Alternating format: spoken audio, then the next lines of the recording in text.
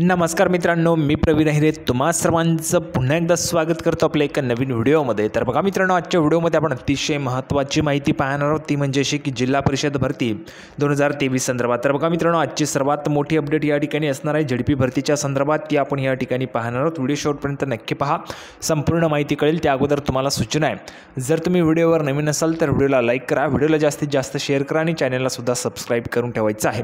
तर बघा, झडपी भरतीच्या संदर्भातची आजची मोठी अपडेट काय आहे ते आपण या ठिकाणी लगेचच पाहूया। तर बघा मित्रांनो, संपूर्ण माहिती पाहण्यासाठी आपण या ठिकाणी आलेलो आहोत। पाहू शकता बघा, आचारसंहिताच लागू होत आहे पण वेळापत्रक नाही। अतिशय महत्त्वाची बातमी आहे। आचारसंहिता मित्रांनो आज लागू होणार आहे। 3 वाजेपासून त्या ठिकाणी निवडणुकीचा जो काही कार्यक्रम आहे तो जाहीर होणार आहे आणि त्या वेळेपासून आपल्याला आचारसंहिता लागताना पाहायला मिळणार आहे। परंतु अजूनही आपलं जे काही झडपीचं वेळापत्रक आहे ते जाहीर झालेलं नाही आहे।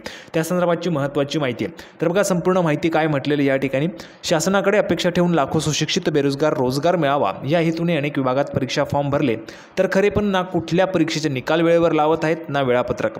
त्याचबरोबर जिल्हा परिषदेचे वेळापत्रक पण लवकरात लवकर जाहीर करण्याची विनंती करण्यात आलेली आहे। महाराष्ट्रातील परीक्षार्थींच्या वतीने युवा रोजगार परिषदेचे डॉक्टर लक्ष्मीकांत कलमुर्गे यांनी विनंती केलेली आहे। महाराष्ट्र शासनातर्फे सुशिक्षित बेरोजगारांना रोजगार मिळावा म्हणून अनेक विभागांतर्फे नोकर भरतीच्या ज्या काही जाहिराती त्या काढण्यात आलेल्या आहेत। फक्त नोकर भरतीच्या जाहिरातीची खैरियात मात्र खूप वाटली आहे। अनेक विद्यार्थ्यांची आर्थिक परिस्थिती नसतानाही कर्ज करून परीक्षा फॉर्म भरले आहेत। आता लोकसभेच्या निवडणुका ज्या आहेत त्या जवळ आलेल्या असून आज आचारसंहिता लागत आहे। तत्पूर्वी ज्या विभागांच्या परीक्षा झाल्या आहेत त्या विभागांचे निकाल लवकरात लवकर लावण्यात यावे आणि ज्या विभागांच्या परीक्षा व्हायच्या आहेत त्यांचे वेळापत्रक लवकरात लवकर जाहीर करावे, अशी विनंती युवा रोजगार परिषद अध्यक्ष डॉक्टर लक्ष्मीकांत कलमुर्गे यांनी केलेली आहे। आदिवासी विकास विभाग, जिल्हा परिषद नागपूर, वैद्यकीय विभाग, महावितरण, भाऊसाहेब हिरे शासकीय वैद्यकीय महाविद्यालय आणि सर्वोपचार रुग्णालय धुळे गट ड पदाची जाहिरात आणि इतर विभागांच्या ज्या काही जाहिराती आहेत त्या आलेल्या असून या विभागांच्या परीक्षाही राहिलेल्या आहेत।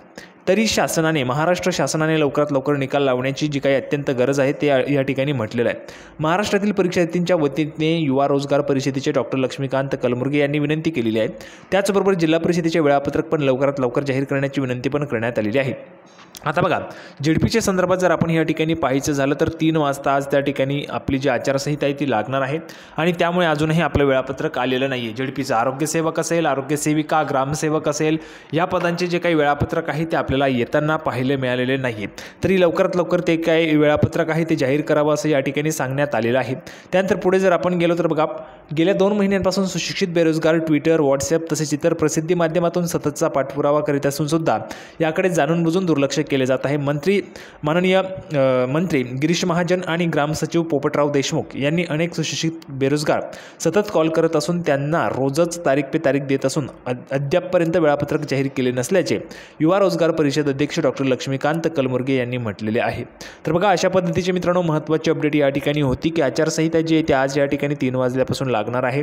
आणि आपण जर पाहिलं तर बघा, युवा रोजगार परिषदेचे जे अध्यक्ष आहेत डॉक्टर लक्ष्मीकांत कलमुर्गे यांनी सुद्धा या ठिकाणी विनंती केलेली आहे की झडपीचे जे काही वेळापत्रक आहे ते जाहीर करा, त्यासोबतच इतर जे काही विभाग आहेत त्यांचेसुद्धा वेळापत्रक जाहीर करावे असं सुद्धा त्यांनी या ठिकाणी म्हटलेलं आहे। त्यामध्ये आदिवासी विकास विभाग असेल, जिल्हा परिषद असेल, नागपूर वैद्यकीय विभाग असेल, महावितरण असेल, भाऊसाहेब हिरे शासकीय वैद्यकीय महाविद्यालय आणि सर्वोपचार रुग्णालय धुळे असेल, या ज्या काही पद आहेत त्या पदांचे त्या ठिकाणी जाहिराती आलेल्या आहेत परंतु त्यांचे वेळापत्रक जाहीर झालेले नाही आहे। तर या संदर्भात विनंती करण्यात आली आहे। अतिशय महत्त्वाची अपडेट होती झडपीच्या संदर्भात। अपेक्षा आहे तुम्हाला हा जो काही व्हिडिओ तो आवडला असेल, व्हिडिओ आवडला तर लाईक करा, जास्तीत जास्त शेअर करा। आपण पुन्हा एकदा भेटणार आहोत पुढच्या व्हिडिओमध्ये अशाच पद्धतीची एक महत्त्वाची माहिती घेऊन। तोपर्यंत धन्यवाद।